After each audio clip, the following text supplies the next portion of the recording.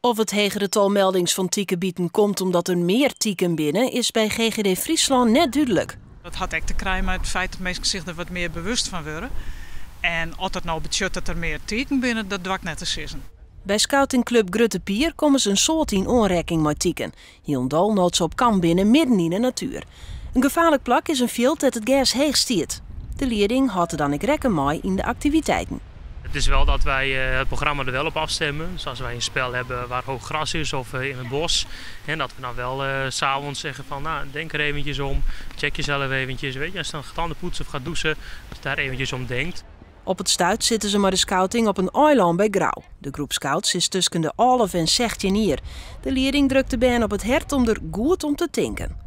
Je kan het zien als iets kluis van oh, het is maar een take.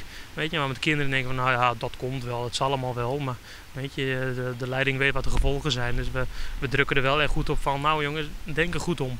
De tieken ziek je de warme plakjes op het lichaam op, liek als de hokse of de lisk.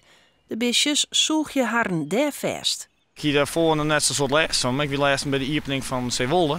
En hier kan ik er tol op niet. Dus dat is wel een aardig groot verschil. Ik schrok wel een beetje dat het niet een soort wieden, ja. Dus ik hou er nou wel meer rekening mee. De wut wil zijn dat er meer tieken binnen troch de moezenpleeg. De GGD spreekt dat chin. De moezenpleeg wat wij leest van hier, dat zijn veldmoezen.